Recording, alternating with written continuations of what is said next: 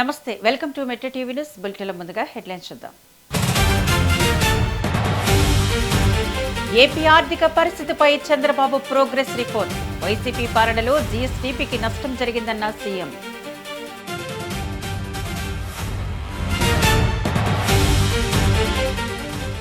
తెలంగాణలో ప్రతి సోమవారం ప్రజావాణి, అన్ని మండలాల్లో నిర్వహణకు ఉత్తర్వులు జారీ.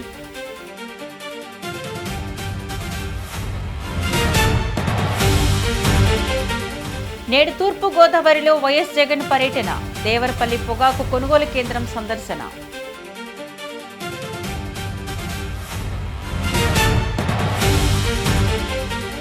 పోలవరం ఎడమ కాలువ పుష్కర లిఫ్ట్ పనులపై నిమ్మల సమీక్ష. పనులు మందకొడిగా సాగడంపై అధికారులపై మంత్రి ఆగ్రహం.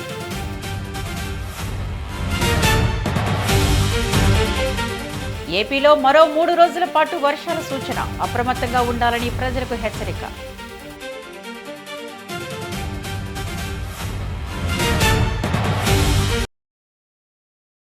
డీటెయిల్స్ చూద్దాం.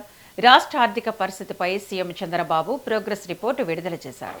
గత 2 ఏళ్లలో సంక్షేమానికి 1.49 లక్షల కోట్లు, అభివృద్ధికి 1.34 లక్షల కోట్లు ఖర్చు చేసినట్లు తెలిపారు. రుణాల రీషెడ్యూల్ ద్వారా 8,269 కోట్ల మేర ఆదా చేశామని వెల్లడించారు. గత ప్రభుత్వం నుంచి పెండింగ్లో ఉన్న బిల్లుల్లో 19,357 కోట్లు, ఉద్యోగులు, రిటైర్డ్ ఉద్యోగుల బకాయిలుగా 30,849 కోట్లు చెల్లించినట్లు చెప్పారు.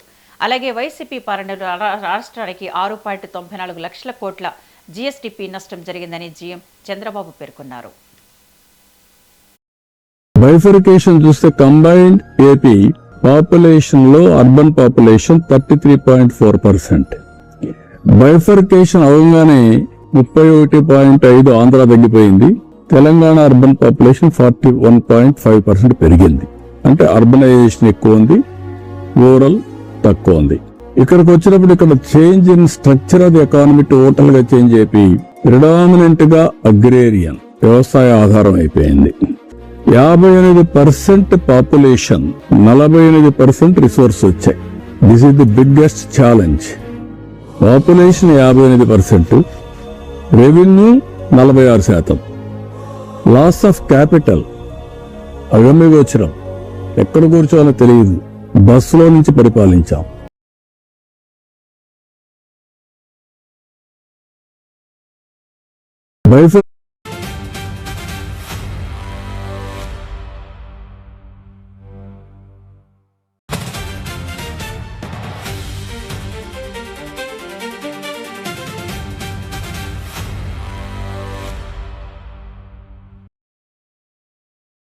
ప్రజల సమస్యలను స్థానిక స్థాయిలోనే పరిష్కరించే లక్ష్యంతో తెలంగాణ ప్రభుత్వం కీలక నిర్ణయం తీసుకుంది. ఇకపై మండల స్థాయిలో కూడా ప్రజావాణి కార్యక్రమాన్ని నిర్వహించాలని నిర్ణయించింది. ఇందుకు సంబంధించిన ఏర్పాట్లు చేయాలని అన్ని మండలాలకు ప్రభుత్వం ఉత్తర్వులు జారీ చేసింది. ప్రతి సోమవారం ఉదయం 10 గంటల నుంచి మధ్యాహ్నం 1 గంట వరకు ఎంపీడీఓ కార్యాలయంలో ప్రజావాణి నిర్వహించి ప్రజల నుంచి వినతులు స్వీకరించనున్నారు.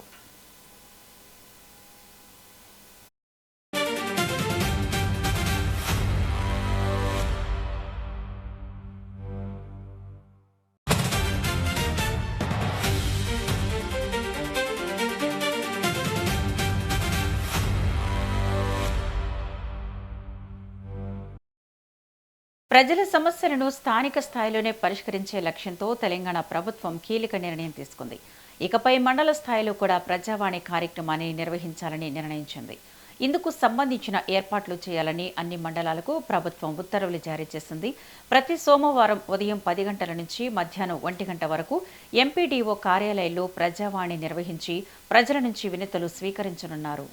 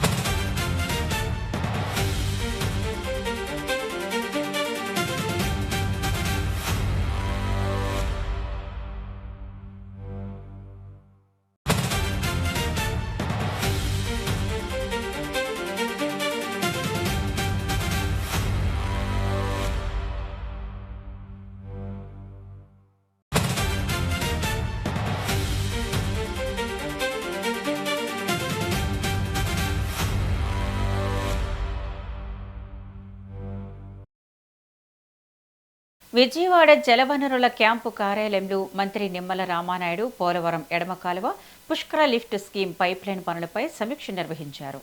ఈ సమావేశానికి ఇరిగేషన్ ఉన్నతాధికారులు హాజరయ్యారు. పనులు ఆశించిన స్థాయిలో జరగకపోవడంపై మంత్రి తీవ్ర ఆగ్రహాన్ని వ్యక్తం చేశారు. సీఎం చంద్రబాబు ఆదేశాల మేరకు ఆగస్టు నాటికే అనకాపల్లి వరకు గోదావరి జలాలు తీసుకువెళ్లేలా పనులు పూర్తి చేయాలని స్పష్టం చేశారు. హైవే క్రాసింగ్ వంతెనల అనుసంధానంపై ఎన్హెచ్ఈ ప్రతినిధులతో సంప్రదింపులు జరపాలని ఆదేశించారు. నిర్దేశిత షెడ్యూల్ ప్రకారం పనులు పూర్తి చేయకుంటే అధికారులు ఏజెన్సీలపై కఠిన చర్యలు తీసుకుంటామని ఆయన హెచ్చరించారు.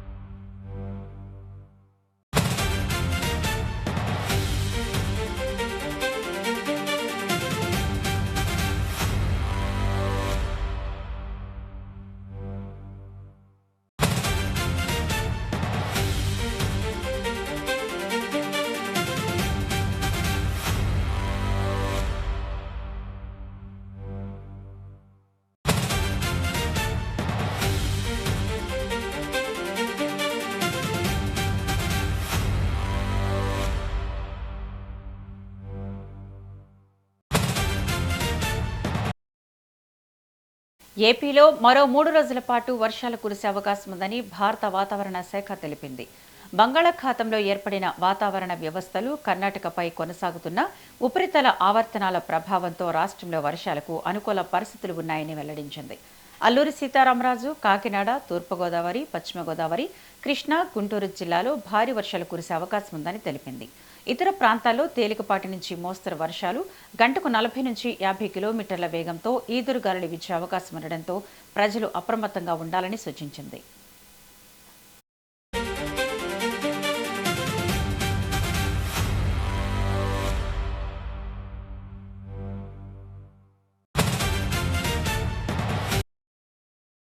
ఇక దీనిపై పూర్తి సమాచారాన్ని మా ప్రతినిధి ఈశ్వర్ ఫోన్ ద్వారా అందిస్తారు. ఈశ్వర్, చెప్పండి.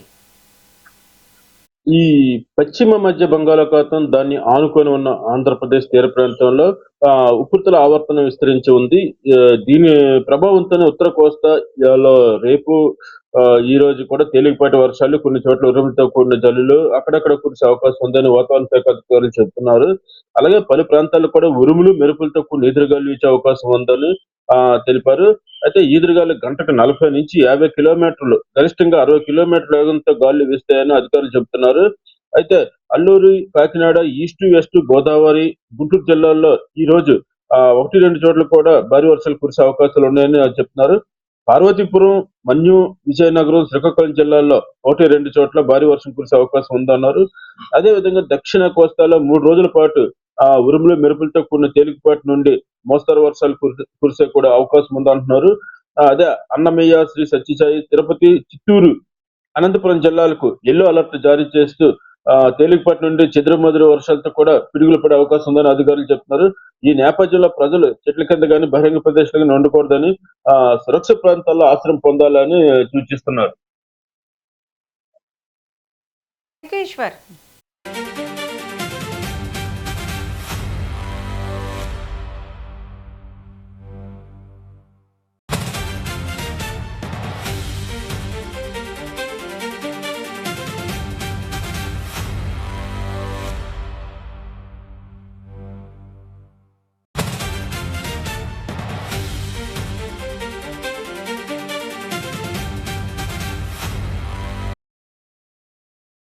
మంచిర్యాల జిల్లా ఇంధనపల్లి అటవీశాఖ రేంజ్ ఆఫీసు వద్ద ఉద్రిక్త పరిస్థితులు నెలకొన్నాయి.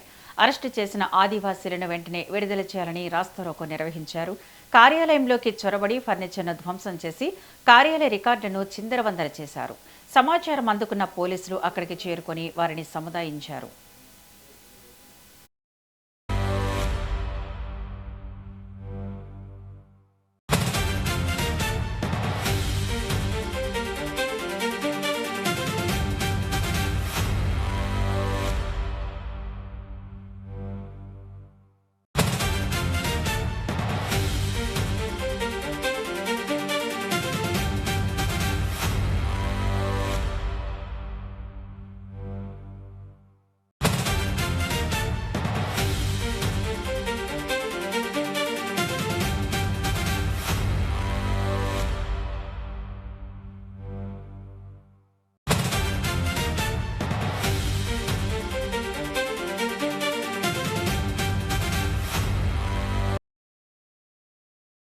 మంచిర్యాల జిల్లా జన్నారంలోని హరిత రిసార్ట్లో అఖిలపక్ష సమావేశం నిర్వహించారు.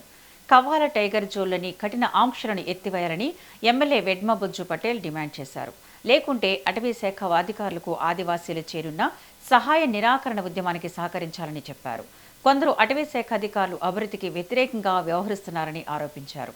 ఇంధనపల్లిలో 6 ఆదివాసీ యువకులపై దాడి చేసినట్లు ఎదుర్కొంటున్న ఆరోపణలు ఫారెస్ట్ రేంజ్ ఆఫీసర్ లక్ష్మీనారాయణను సస్పెండ్ చేయాలంటూ డిమాండ్ చేశారు. నేను నిన్న పెట్టిన డెడ్ లైన్ 24 గంటలు. 24 గంటలు ఒకవేళ దాటిన తర్వాత కూడా ఇంకో నిర్ణయం తీసుకోకపోతే ఇక్కడ ఉన్న వాళ్ళందరూ కూడా నేను తీసుకునే నిర్ణయానికి కట్టుబడి ఉంటారా? ఈరోజు మీరందరూ కూడా చప్పట్లతో నిర్ణయం తీసుకున్నారు. నేను ఏం నిర్ణయం తీసుకుంటా అంటే ఈ యొక్క నియోజకవర్గంలో ఒక శాంతియుత వాతావరణంలో ఈరోజు ఫారెస్ట్ అధికారుల విషయంలో చాలా స్ట్రాంగ్గా వారిని ప్రజాసంబద్ధంగా వారిని మన ప్రాంతం నుంచి తిరస్కరించే ప్రయత్నం చేద్దాం. ఈ ప్రాంతంలో ఈ యొక్క నిర్ణయం తీసుకోవడానికి ప్రధానమైన కారణం ఉంది. ఈరోజు కేవలం ఆదివాసులే కాదు సమస్య, ఈ ప్రాంతవాసులందరిది సమస్య. ఇక్కడ చాలామంది వ్యాపారస్తులు కావచ్చు, మిగతా ఆర్గనైజేషన్స్ మేధావులు కావచ్చు, మిగతా బ్రాహ్మణ సంఘం కావచ్చు, ఈరోజు బీ సంఘం నుంచి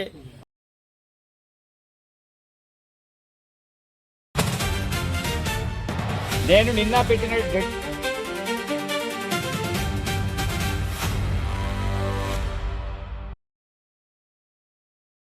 మంచిర్యాల జిల్లా జెండారం అటవీశాఖ ఇంధనపల్లి రేంజ్ అధికారి లక్ష్మీనారాయణను సస్పెండ్ చేస్తూ అటవీశాఖ ఉన్నతాధికారులు ఉత్తర్వులు జారీ చేశారు.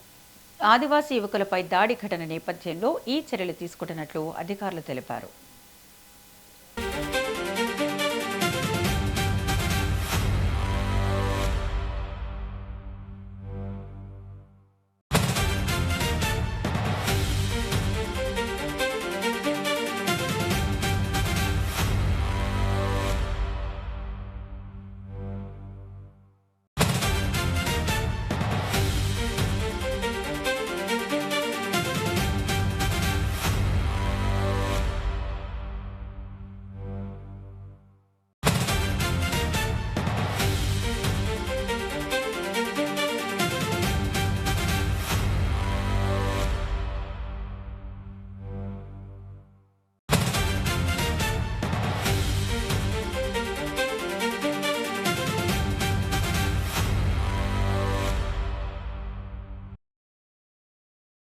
మంచిర్యాల జిల్లా ఇంధనపల్లి అటవీ రేంజ్ పరిధిలో ఆదివాసీ యువకులపై దాడి ఘటనను తుడుందెబ్బ హ్యూమన్ రైట్స్ ప్రతినిధులు పరిశీలించారు. బాధితులను పరామర్శించి ఘటనా స్థలాన్ని సందర్శించారు. దాడికి పాల్పడిన ఎఫ్ఆర్ఓ లక్ష్మీనారాయణతో పాటు సిబ్బందిపై చర్యలు తీసుకోవాలని డిమాండ్ చేశారు. లేకుంటే ఆందోళనలు చేపడతామని హెచ్చరించారు.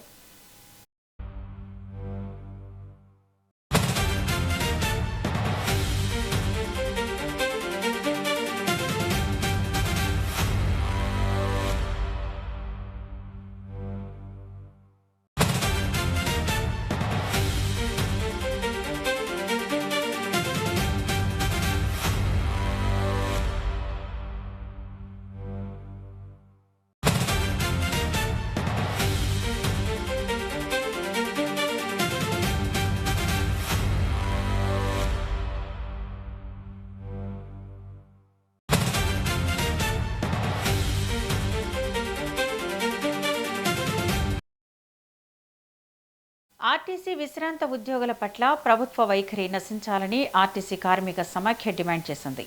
అరెస్టు చేసిన విశ్రాంత ఉద్యోగులను వెంటనే విడుదల చేయాలని, బకాయిలను వెంటనే చెల్లించాలని మండిపడ్డారు.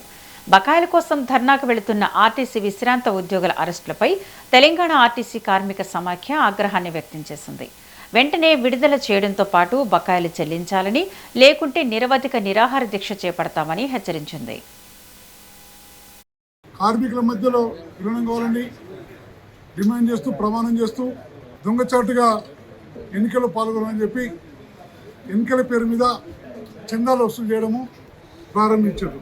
అసలు విలీనానికి ఎన్నికలకు సంబంధం లేదని నేను భావిస్తున్నా.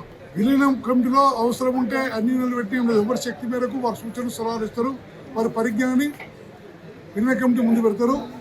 ఎలాంటి భేదాభిప్రాయాలు లేవు. కానీ ప్రభుత్వము కొన్ని యూనియన్లు విలీనం కావాలంటే ఎన్నికలైన తర్వాత గుర్తింపు సంఘాన్ని పెడతానే ఈ జాప్యానికి లొంగుబాటుకు కారణమవుతుంది. ఒకే సంఘం కమిటీలో ఉంటే కార్మికుల హక్కులు కాలరాస్తపడతాయని చెప్పి నేను భావిస్తున్నా. అలాగే రిటైర్డ్ అయిన కార్మికులకు బకాయిలు చెల్లించడం లేదు.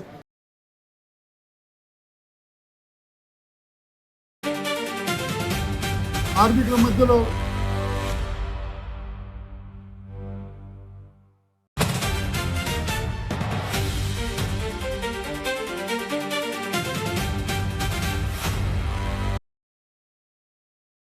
విశాఖపట్నంలో విముక్తి ప్రతిజ్ఞ ఉద్యమం కార్యక్రమంలో పోలీస్ కమిషనర్ శంఖభ్రత పోస్టర్ ఆవిష్కరించారు.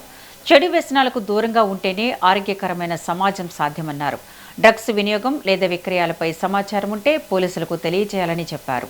సమాచారం ఇచ్చిన వారి వివరాలు గోప్యంగా ఉంచుతామని సిపి తెలిపారు. వ్యసన అంటే ఒకవైపు మందు, మరోవైపు మత్తు పదార్థాలు.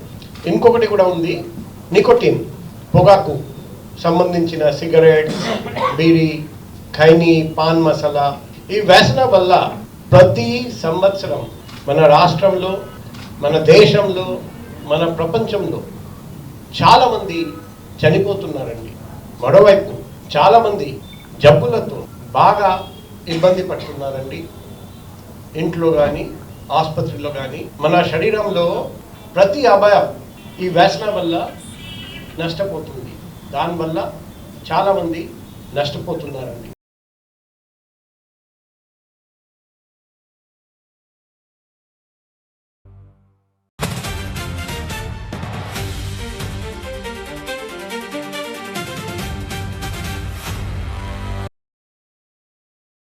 వెంకటగిరి నియోజకవర్గంలో ఎమ్మెల్యే కురుగొండ్ల రామకృష్ణ ఇంటింటికి కూటమి ప్రభుత్వం కార్యక్రమాన్ని ప్రారంభించారు.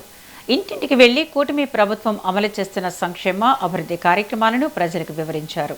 రాష్ట్రాన్ని అప్పుల నుంచి గట్టెక్కిస్తూ సంక్షేమం అభివృద్ధి వైపు అడుగులేస్తుందన్నారు. ఉద్యోగ ఉపాధి అవకాశాల మెరుగుదలకు ప్రభుత్వం చర్యలు చేపడుతుందని ఎమ్మెల్యే తెలిపారు. 21వ వార్డులో ఇంటింటికి తెలుగుదేశం తరఫున ఈరోజు మన కుటుంబంలో ఏమేమి వస్తున్నాయి అని చెప్పి ప్రతి ఇంటికి వెళ్ళి పాంప్లెట్ ఇచ్చి, గత ప్రభుత్వంలో ఒక బిడ్డకే ఇచ్చేవారు తల్లికి వందనం, అమ్మఒడి పేరు పెట్టి 4 బిడ్డలుంటే ఒక బిడ్డకే ఇచ్చారు.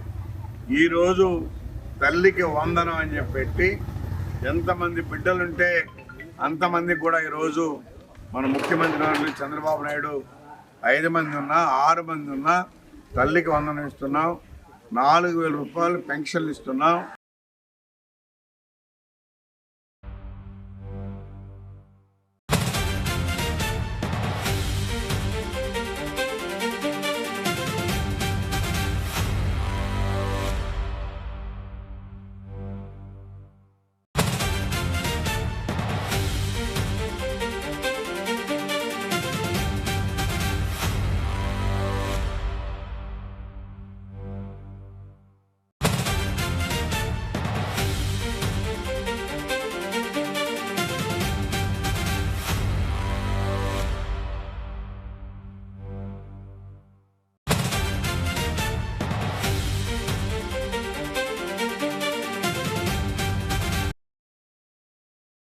నీట్ ప్రశ్నపత్రం లీక్ అంశంపై ఆందోళనలతో దేశవ్యాప్తంగా చర్చనీయాంశంగా మారిన సీజేపీ సంస్థ నేడు కీలక సమావేశాన్ని నిర్వహించనుంది.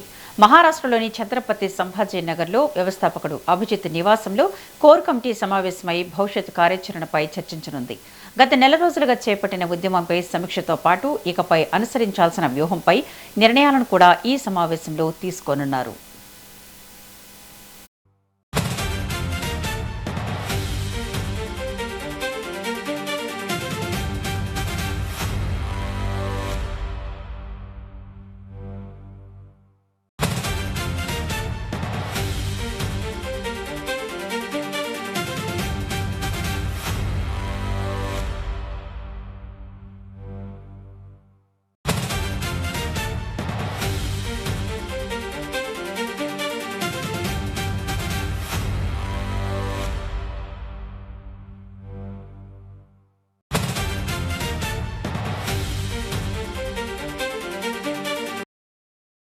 రాష్ట్రాల వారీగా విద్యార్థులు, వాలంటీర్లు, కార్యకర్తల నుంచి సేకరించిన అభిప్రాయాలు, సూచనలను కూడా కోర్ కమిటీ చర్చించనుంది. అనంతరం మీడియా సమావేశం నిర్వహించి భవిష్యత్ కార్యాచరణను అధికారికంగా ప్రకటించనున్నట్లు సమాచారం. తదుపరి దశలో చేపట్టే ఉద్యమాలు, కార్యక్రమాలపై కూడా స్పష్టత వచ్చే అవకాశం ఉంది.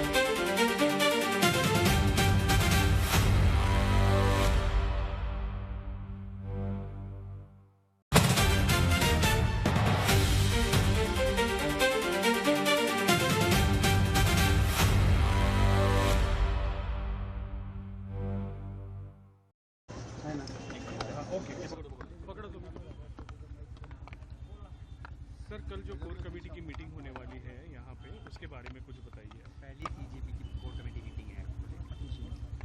देखिए, एक ऐतिहासिक जीत हुई है युवाओं की, एंड उसके बाद हमें बहुत सारे क्वेश्चंस आए थे कि ये जो मूवमेंट है ये कहाँ जाएगा, किस राह पे जाएगा।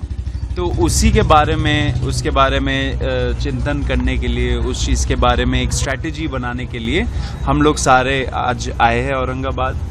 यहाँ पे आके हम लोग डिस्कशन करेंगे। 2 दिन का मीटिंग है, कल और परसों होगा, एंड उसके बाद हम लोग सोचेंगे कि आगे इस मूवमेंट को ग्रास रूट पे कैसे ले जाए, क्योंकि बहुत सपोर्ट है हम लोगों का ग्राउंड पे, एंड हम लोग चाहते हैं कि जो लोग हमें सपोर्ट करते हैं उनके पास हम लोग जाए, उनके दुख दर्द पीड़ा हम लोग समझे, एंड उनके लिए एक अच्छा, युवाओं के लिए एक अच्छा सा एजेंडा लाए हम लोग।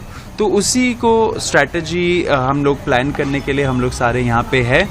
6 तारीख को जब हमारा कुछ कॉन्क्रीट निकल के आएगा तो हम लोग मीडिया से भी बात करेंगे, लोगों को भी बताएंगे, युवाओं को भी बताएंगे कि आगे हम लोग क्या करेंगे। पॉलिटिकल स्पेकुलेशन हो रही है, पॉलिटिकल पार्टी फ्लोट होने की बात चल रही है। नहीं, ऐसा कुछ नहीं है। हम लोग एक मूवमेंट है, मूवमेंट एक प्रेशर ग्रुप बहुत ज़रूरी है इस देश में, क्योंकि जैसे हम लोगों ने पहले भी बोला है, बहुत पॉलिटिकल पार्टीज़ ऑलरेडी है, 750-800 पॉलिटिकल पार्टीज़ है। अगर लोगों के अंदर अभी भी दुख दर्द पीड़ा है तो इसका मतलब ये कि जवाब पॉलिटिकल पार्टी नहीं है, जवाब ग्रास रूट लेवल पे एक आंदोलन, एक अवेकनिंग की ज़रूरत है, एंड वही कॉकरोच जनता पार्टी का ये मूवमेंट कर रहा है। पूरी मूवमेंट తమిళనాడు రాజకీయాలు వేడెక్కాయి. అసెంబ్లీలో బడ్జెట్ ప్రవేశపెట్టనున్న తరుణంలో చోటు చేసుకున్న పరిణామాలు అధికార టీవీకే ప్రభుత్వానికి, ప్రధాన ప్రతిపక్షం డీఎంకేకు మధ్య తీవ్ర రాజకీయ రగడకు దారితీశాయి. ఈ నేపథ్యంలో అసెంబ్లీలో ఏం జరగబోతుందనే దానిపై సర్వత్రా ఉత్కంఠ నెలకొంది. తంజావూరులో జరిగిన కావేరీ జలాల సాధన సభలో డీఎంకే నేత, అసెంబ్లీ ప్రతిపక్ష నేత ఉదయనిధి స్టాలిన్ చేసిన వ్యాఖ్యలు తీవ్ర వివాదానికి దారితీశాయి. సీఎం విజయ్ను ఉద్దేశించి ఆయన చేసిన వ్యాఖ్యలు మహిళలను కించపరిచేలా ఉన్నాయని టీవీకే మహిళా విభాగం ఫిర్యాదు చేయడంతో పోలీసులు ఆయనపై కేసులు నమోదు చేశారు. బడ్జెట్ సమావేశాలకు సరిగ్గా ఒక్కరోజు ముందు ఉదయనిధిని చెన్నైలో అరెస్టు చేసి తంజావూరు తరలించడం రాజకీయంగా కలకలం రేపింది. అయితే మద్రాసు హైకోర్టు జోక్యంతో ఆయన విచారణ అనంతరం స్టేషన్ బెయిల్పై విడుదలయ్యారు.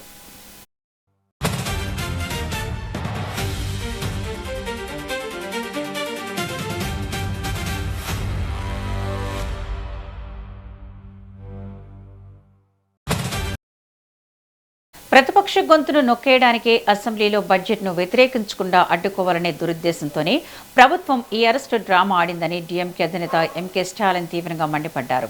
ఇది ప్రభుత్వ ఫాసిస్టు పోకడలకు నిదర్శనమని ధ్వజమెత్తారు. మహిళలను కించపరిచేలా మాట్లాడిన ఎవరన్నా ఉపేక్షించేది లేదని, చట్టం తన పని తాను చేసుకుపోతుందని అధికార పార్టీ స్పష్టం చేసింది.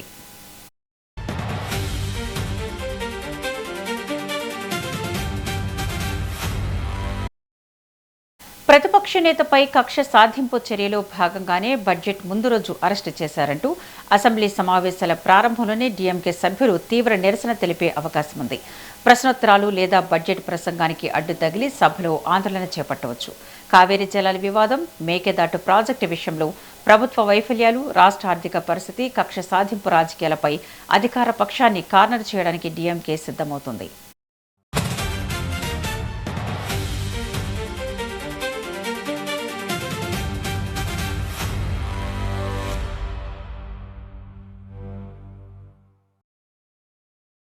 ఉదయనిధి వ్యాఖ్యల ఉదంతాన్ని, మహిళా వ్యతిరేక ధోరణిని సభలో లేవనెత్తి డీఎంకేను డిఫెన్స్లో పడేయాలని టీవీకే కూటమి భావిస్తోంది. అలాగే రాష్ట్ర ఆర్థిక పరిస్థితి, తాము ప్రవేశపెట్టబోయే సంక్షేమ బడ్జెట్ అంశాలను ముందుకు తెచ్చి విపక్ష విమర్శలను తిప్పికొట్టే ప్రయత్నం చేయవచ్చు. మొత్తానికి ఉదయనిధి అరెస్ట్ ఎపిసోడ్ ఇచ్చిన ఊపుతో డీఎంకే సభ్యులు సభను హోరెత్తించే అవకాశం ఉండడంతో నేటి తమిళనాడు అసెంబ్లీ సమావేశాలు తీవ్ర వాడివేడిగా ఉద్రిక్తతలతో సాగే సూచనలు కనిపిస్తున్నాయి.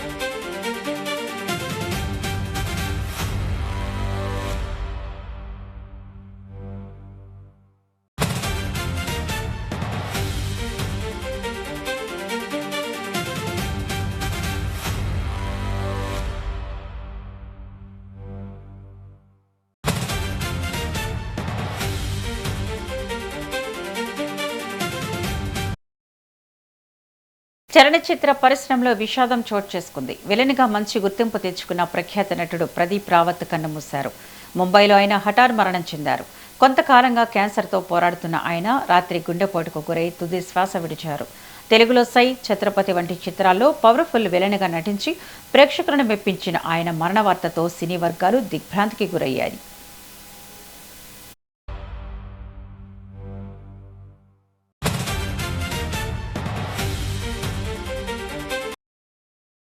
పిఆర్ చోప్రా రూపొందించిన మహాభారత్ సీరియల్లో అశ్వత్థామ పాత్రతో ప్రదీప్ రావత్ తన నటన ప్రస్థానాన్ని ప్రారంభించారు.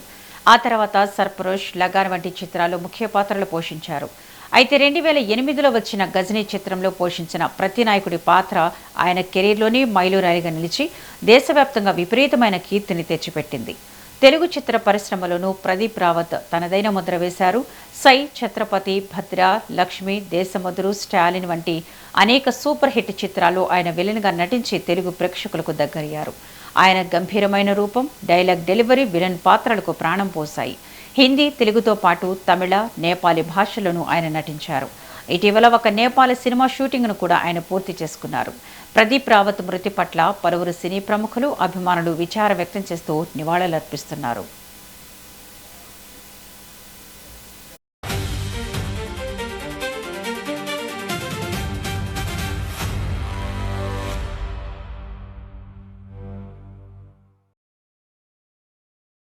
ఇవి బులెటిన్ అప్డేట్స్. చూస్తూనే ఉండండి మెట్రో టీవీ.